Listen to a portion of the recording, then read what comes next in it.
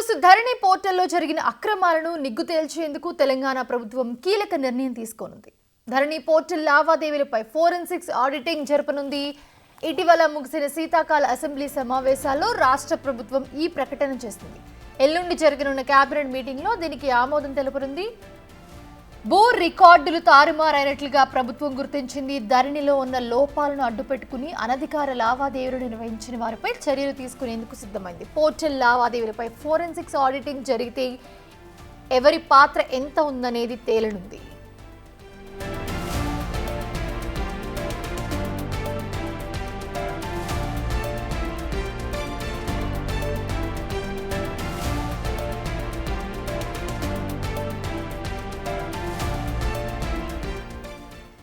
ఇదే అంశానికి సంబంధించి మరిన్ని అప్డేట్స్ అందించడానికి మా ఇన్పుట్ ఎడిటర్ పవన్ జాయిన్ అవుతున్నారు. పవన్, చూస్తున్నాము ధరణి పోర్టల్లో ఏవైతే అక్రమాలు జరిగాయో వాటన్నింటినీ కూడా బయటకు తీయడానికి తెలంగాణ ప్రభుత్వం కీలక నిర్ణయం అయితే తీసుకుంది. దీనికి సంబంధించి ఏమున్నాయి అప్డేట్స్?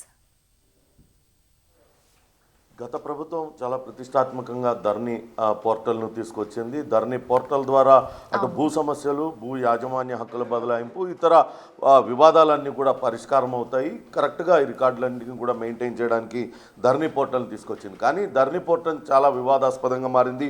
ధరణి పోర్టల్ వచ్చిన తర్వాత అనేక అవకతవకలు చోటు చేసుకున్నాయి. ధరణి పోర్టల్ని అడ్డం పెట్టుకొని పెద్ద ఎత్తున భూములను కొల్లగొట్టారనే ఆరోపణలు వచ్చిన నేపథ్యంలో ధరణి పోర్టల్ను పూర్తిగా అటు రాష్ట్ర ప్రభుత్వం తొలగించింది. దాని స్థానంలో భూభారతి యాప్ను తీసుకొచ్చింది. ఇప్పటిదాకా ధరణి పోర్టల్ను ఒక విదేశీ సంస్థ టెర్రాసిస్ టెక్నాలజీస్ అనే సంస్థ నిర్వహిస్తుండేది. అంటే ఇక్కడ ఉన్న భూ యాజమాన్యాలకు సంబంధించి, భూ యజమానులకు సంబంధించి వాళ్ళకున్న భూమి వివరాలన్నింటినీ కూడా వేరే వాళ్ళకి తెలిసే అవకాశం ఉంటుంది. కానీ ఇప్పుడు ఆ భూభారతిని నేషనల్ ఇన్ఫర్మేటిక్స్ సెంటర్కి అప్పచెప్పారు. అయితే గత ప్రభుత్వ హయాంలో జరిగిన భూ కుంభకోణాలన్నింటినీ కూడా వెలుగులోకి తెచ్చేందుకు దీనిపైన ఒక ఫోరెన్సిక్ ఆడిట్గా నిర్వహించినట్లయితే ఏ మేరకు భూములు అన్యాక్రాంతమయ్యాయి పూర్తి వివరాలు తెలిసే అవకాశం ఉంటుంది. ఎందుకంటే అనేక అనుమానాస్పద లావాదేవీలు జరిగాయంటూ ప్రభుత్వం అనుమానిస్తుంది. దీనిపైనే అటు బీజేపీ శాసనసభ్యుడు ఏలేటి మహేశ్వర్ రెడ్డి అడిగిన ప్రశ్నకు అటు పొంగులేటి శ్రీనివాసరెడ్డి కూడా సభాముఖంగానే శాసనసభలోనే చెప్పారు. త్వరలోనే ధరణి పైన పూర్తి స్థాయిలో ఫోరెన్సిక్ ఆడిట్ నిర్వహిస్తామంటూ చెప్పిన నేపథ్యంలో రేపు 4వ తారీఖు జరగబోయే కేబినెట్ సమావేశంలో దీనిపైన కీలకమైన నిర్ణయం తీసుకోనున్నారు. 2014లో తెలంగాణ రాష్ట్ర ఏర్పాటు కన్నా ముందు ఉన్న భూ రికార్డులతో ఇప్పుడు ఉన్న భూ రికార్డుల్ని పరిశీలిస్తారు. ఇక ధరణి ప్రారంభమైన 2020 అక్టోబర్ నుంచి డిసెంబర్ 2023 వరకు జరిగిన లావాదేవీల వివరాలన్నింటినీ కూడా ఈ ఫోరెన్సిక్ ఆడిట్ ద్వారా తెలుసుకునే అవకాశం ఉంటుంది. అలానే ఫుట్ ప్రింట్స్, అట్లనే ట్రాన్సాక్షన్ డీటెయిల్స్, ఇవన్నీ ట్రాన్సాక్షన్ హిస్టరీ, వీటినన్నింటినీ కూడా క్రోడీకరించిన తర్వాత ఎక్కడెక్కడ అనుమానాస్పద లావాదేవీలు జరిగాయి, అది ఎక్కడి నుంచి జరిగాయనే వివరాలను కూడా ఫోరెన్సిక్ ఆడిట్లో బయటపెట్టనున్నారు. చాలా లావాదేవీలు ఇటీవల ముఖ్యమంత్రి కూడా స్వయంగా దీనిపైన స్పందించారు. కొన్ని లావాదేవీలు రాత్రి 9 నుంచి ఉదయం 6 గంటల మధ్యలో జరిగాయి. అంటే అర్ధరాత్రి. వాస్తవానికి ప్రభుత్వ కార్యాలయాలు కావచ్చు, రిజిస్ట్రేషన్ కార్యాలయాలన్నీ కూడా సాయంత్రం 5 గంటలకు వారి పని గంటలు ముగిసినప్పటికీ కొంతవరకు అదనంగానే పనిచేస్తూ ఉంటాయి. ఎక్కువగా ఉన్న సమయంలో అక్కడికి వచ్చిన వాళ్ళు రిజిస్ట్రేషన్ చేయించుకోవడానికి ఎక్కువగా వచ్చిన సమయంలో రాత్రి 8-9 గంటల వరకు కూడా పనిచేసిన సందర్భాలు ఉన్నాయి. కానీ ఇక్కడ ఈ ధరణి పోర్టల్ వచ్చిన తర్వాత ధరణి పోర్టల్ను ఎక్కడి నుంచైనా, కేవలం తెలంగాణలోనే కాదు దేశంలో ఏ ప్రాంతం నుంచైనా దీన్ని ఆపరేట్ చేసేందుకు వీలుగా ఉంటుంది. విదేశాల నుంచి కూడా అనేక మంది ఆపరేట్ చేశారు. అర్ధరాత్రి సమయాలలో కొన్ని వందల లావాదేవీలు జరిగాయి. ఇదంతా కూడా చాలా అనుమానాలకు తావిస్తుంది. కాబట్టి దీనిపైన పూర్తి స్థాయిలో ఫోరెన్సిక్ ఆడిట్ కనుక జరిపించినట్లయితే ఖచ్చితంగా ఎక్కడెక్కడ అవకతవకలు జరిగాయని తెలుస్తుందంటూ అటు రాష్ట్ర ప్రభుత్వం భావిస్తుంది. దాని నేపథ్యంలోనే ఇప్పుడు ఫోరెన్సిక్ ఆడిట్కు ఆదేశాలు ఇచ్చింది.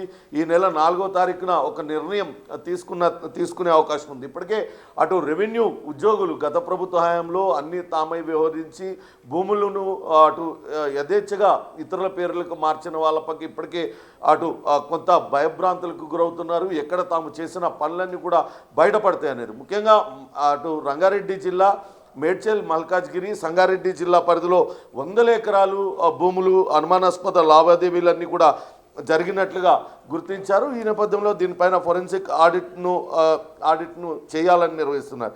అయితే ఇంకా నిషేధిత జాబితాలో ఉన్న భూములను కూడా రాత్రికి రాత్రే అన్లాక్ చేయడం, ఆ సర్వే నెంబర్ను తొలగించేసి అందులో కొన్ని సర్వే నెంబర్లను తొలగించేసి తిరిగి లాక్ చేయడం, తద్వారా కొంతమంది ప్రైవేట్ వ్యక్తులకు లబ్ధి చేకూర్చే విధంగా గతంలో ప్రభుత్వ అధికారులందరూ కూడా పనిచేశారు. ఎవరెవరు ఆ అధికారులు ఈ పనులన్నీ చేశారు ఇవన్నీ కూడా తెలిసే అవకాశం ఉంటుంది. అలానే ఎండ్ బెనిఫిషియరీ చివరికి ఈ భూములన్నీ కూడా ఎవరికి చేరాయి అనే దానిపైన కూడా ఇది జరుగుతుంది. చాలా వరకు దేవాదాయ శాఖ భూములు కావచ్చు, వక్ఫ్ భూములు, అట్లనే ప్రభుత్వ భూములన్నీ కూడా సర్వే నెంబర్లు మార్చడం ద్వారా చేతులు మారినట్లుగా అధికారులు గుర్తించారు. దానికోసమే ఇప్పుడు దీనిపైన ఫోరెన్సిక్ ఆడిట్ నిర్వహించాలంటూ కూడా తీసుకున్నారు. ఇక ఆ తహసీల్దారుల డిజిటల్ సంతకాలు కూడా డిజిటల్ సంతకాలు నమోదయ్యాయి. వాటి ద్వారా కూడా పెద్ద ఎత్తున అవకతవకలకు పాల్పడినట్లుగా కూడా అధికారులు గుర్తించిన నేపథ్యంలో ఈ ఫోరెన్సిక్ ఆడిట్ ద్వారా ఈ అవకతవకలన్నీ కూడా వెలుగు చూసే అవకాశం ఉంటుంది. ముఖ్యంగా హైదరాబాద్, రంగారెడ్డి, మేడ్చల్, సంగారెడ్డి, వరంగల్, కరీంనగర్ జిల్లాల్లో పెద్ద ఎత్తున భూములు ఇతరుల పేర్ల మీదకు మారినాయి. గతంలో ఆ భూములన్నీ కూడా ప్రభుత్వ భూములు లేకుంటే ఎస్ఐన్ భూములుగా ఉండేవి. ఇవన్నీ కూడా ఇప్పుడు పట్టా భూములుగా మారిపోయిన వ్యవహారం పైన కూడా అటు ప్రభుత్వం సీరియస్గా దృష్టి సారించే నేపథ్యంలోనే ఇప్పటికే దీనిపైన ఒక ఆడిట్ని నిర్వహించాలి. గతంలో ఎవరెవరు అక్రమాలకు పాల్పడ్డారు, ఎవరి కోసం ఈ పనులన్నీ చేశారు, ఇదంతా కూడా తెలియ అవకాశం ఉంటుంది. ఇప్పటికే రంగారెడ్డి జిల్లా కలెక్టర్గా పనిచేసిన అమోయ్ కుమార్ అటు అనేక వివాదాస్పద భూముల సంబంధించి అనేక వివాదాస్పద నిర్ణయాలు తీసుకున్నారు. పెద్ద ఎత్తున భూములన్నింటినీ కూడా కట్టబెట్టారు. వాటిపైన ఇప్పటికే కేసు నమోదవుతుంది. ఈడీ కూడా దానిపైన దర్యాప్తు చేస్తుంది. ఆయన వెనకాల ఎవరున్నారు, ఇంకా పూర్తి వివరాలన్నీ కూడా తెలిస్తే రాష్ట్ర వ్యాప్తంగా ఎటువంటి అవకతవకలకు పాల్పడ్డారో అక్రమార్కులు అనేది పూర్తి స్థాయిలో బయట పెట్టడానికి ఫోరెన్సిక్ ఆడిట్ అనేది ఉపయోగపడుతుంది. ఈ 4వ తారీఖు జరిగే కేబినెట్ సమావేశంలో దీనిపైన ఒక స్పష్టత వచ్చే అవకాశం ఉంది. మౌనిషా, ఇప్పుడు ఆన్లైన్ అయినా కూడా దాంట్లోనే ఇన్ని అవకతవకలు, ఇన్ని లావాదేవీలకి సంబంధించి ఇన్ని అనఫిషియల్గా జరిగినప్పుడు ఇప్పుడు ఇలాంటివి జరగకుండా ఇప్పుడు తెలంగాణ ప్రభుత్వం, రేవంత్ రెడ్డి ప్రభుత్వం ఎలాంటి చర్యలు తీసుకోబోతుంది? ఎందుకంటే భూమి అనేది ప్రతి ఒక్కరి సొంతం ఉంటుంది. సో వాళ్ళు ఇప్పుడు దాని గురించి కూడా భయపడాల్సిన పరిస్థితి వచ్చింది ఆన్లైన్ వచ్చినా కూడా.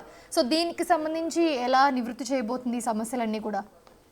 గతంలో ధరణి పోర్టల్ ఏర్పాటు చేసిన తర్వాత సమస్యలు పరిష్కారం అవుతాయంటూ అందరూ భావించారు. కానీ ఆ సమస్యలు అపరిష్కృతంగానే ఉండిపోయాయి. మరింత కొత్త చిక్కులు వచ్చి పడ్డాయి. భూ యజమానులు చాలా వరకు యాజమాన్య హక్కు బదలాయింపు జరగడం కానీ ఇతరత్ర చాలా కూడా వాళ్ళకి సంబంధం లేకుండానే జరిగిపోయాయి. దాంతో అటు భూ యజమానులందరూ కూడా తహసీల్దార్ కార్యాలయాల చుట్టూతా కాళ్ళెరిగేలా దాదాపుగా ఇన్ని సంవత్సరాలుగా తిరుగుతున్నారు.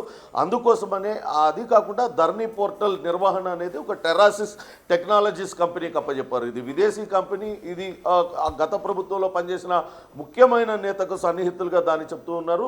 ఈ టెరాసిస్ కంపెనీ టెక్నాలజీస్ కావచ్చు, అట్లనే ఎవరికైనా ఆపరేట్ చేసే అవకాశం కల్పించారు. కొంతమంది ప్రభుత్వ ఉద్యోగులు, ఉన్నత స్థాయి ఉద్యోగులు, రెవెన్యూ శాఖలో పనిచేసే వాళ్ళు అందులోకి ఎంటర్ అయ్యి వాళ్ళు మార్పులు చేర్పులు చేయడానికి అవకాశం ఉంది. అదే అవకాశంగా తీసుకొని పెద్ద ఎత్తున అక్రమాలకు పాల్పడినట్లుగా గుర్తించారు. అటువంటి అక్రమాలకి తావు లేకుండా ఇప్పుడు కొత్తగా భూభారతి ఆ పోర్టల్ను తీసుకొచ్చారు, భూభారతి యాప్ను తీసుకొచ్చారు. దాని నిర్వహణ కూడా ప్రైవేటు వ్యక్తులకు కాకుండా నేషనల్ ఇన్ఫర్మేటిక్స్ సెంటర్స్కి అప్పచెప్పడం ద్వారా అటు భూ యజమానుల యొక్క అటు వ్యక్తిగత అన్నీ కూడా ఎవరి చేతులకి వెళ్లకుండా ఉంటాయి. అవన్నీ కూడా రహస్యంగానే ఉంటాయి. ఎటువంటి అవకతవకలకు అక్రమాలకు తావు లేకుండా ఉండే విధంగానే పలువురు నిపుణులతో పాటు అనేక మంది సలహాలు సూచనలు తీసుకున్న తర్వాతనే ఈ భూభారతి యాప్ని తీసుకురావడం, అది నిన్న 1వ తారీఖు నుంచి అది అమల్లో కూడా రావడం జరిగింది. ఇకపైన ఎటువంటి సమస్యలు లేకుండా ఎటువంటి అక్రమాలు జరగకుండా ఉండే విధంగా కట్టుదిట్టమైన చర్యలు తీసుకుంటున్నారు. ఇప్పటికే ధరణి పోర్టల్లో ఏ రకంగానైతే అక్రమాలు జరిగినాయని భావిస్తున్నారో వాటిని అన్నింటినీ వెలికి తీయాలంటే ఫోరెన్సిక్ ఆడిట్ అవసరం. ఫోరెన్సిక్ ఆడిట్ ద్వారానే ఎన్ని వేల ఎకరాలు అన్యాక్రాంతం అయిపోయాయి, దీని వెనకాల ఎవరున్నారు, ఏ అధికారి లాగిన్ అయ్యాడు, ఏ టైంలో లాగిన్ అయ్యాడు, ఏం మార్పులు చేశారు, తదితర సూక్ష్మమైన వివరాలు కూడా ఈ ఫోరెన్సిక్ ఆడిట్ ద్వారా తెలిసే అవకాశం ఉంటుంది. అందుకే ఫోరెన్సిక్ ఆడిట్కి ఆదేశాలు జారీ చేశారు. ఇప్పుడు భూభారతిలో కూడా ఎటువంటి అవకతవకలు జరగకుండా పారదర్శకంగా ఉండే విధంగా అన్ని చర్యలు తీసుకున్నారు. ఉన్నత అధికారులు కూడా ఎప్పటికప్పుడు పర్యవేక్షించే విధంగా ఎటువంటి సమస్యలు ఉత్పన్నం కాకుండా ఉండే విధంగా కూడా చూశారు. అయితే గత ప్రభుత్వ హయాంలోనే పెద్ద ఎత్తున అవకతవకలు జరిగిన నేపథ్యంలో ఈ అవకతవకలకు బాధ్యులైన వాళ్ళందరినీ గుర్తించడం కోసం ఆయా అధికారులందరి పైన చర్యలు తీసుకోవడం కోసమే ఈ ఫరెన్సిక్ ఆడిట్ నిర్వహిస్తున్నారు. పూర్తి స్థాయిలో ఫుట్ ప్రింట్స్ తీసిన తర్వాత ఎప్పుడెప్పుడు ఎవరెవరు అటు ధరణి యాప్ని వాడారు, ఎక్కడి నుంచి వాడారు, ఐపీ అడ్రస్లతో సహా అన్నీ తీసిన తర్వాత ఐపీ అడ్రస్తో వాడిన వ్యక్తి ఐపీ అడ్రస్ ఎవరిది, ఎక్కడి నుంచి ఆపరేట్ చేశారు, ఏం చేశారు, ధరణి యాప్లో వాళ్ళు ఎటువంటి మార్పులు చేర్పులు చేశారు, ఆ వివాదాస్పద భూముల్ని అన్లాక్ చేసి ఆ నిషేధిత జాబితాలో ఉన్న భూముల్ని వాళ్ళు ఆ పేర్లు మార్చి అన్లాక్ చేసి పేర్లు మార్చి తిరిగి లాక్ చేయడం, ఇటువంటి అవకతవకలు ఎవరు పాల్పడ్డారు ఏంటనే పూర్తి వివరాలు కూడా ఆ ఫోరెన్సిక్ ఆడిట్ ద్వారా తెలుస్తుంది. ఈ 4వ తారీఖున దానిపైన ఒక నిర్ణయం తీసుకొని ఎప్పటిలోగా ఈ ఆడిట్ని ముగించాలి, ఎవరెవరిని బాధ్యుల్ని చేయాలనే నిర్ణయం అయితే తీసుకుంటుంది Mounisha. Right, thanks for the beats Pawan.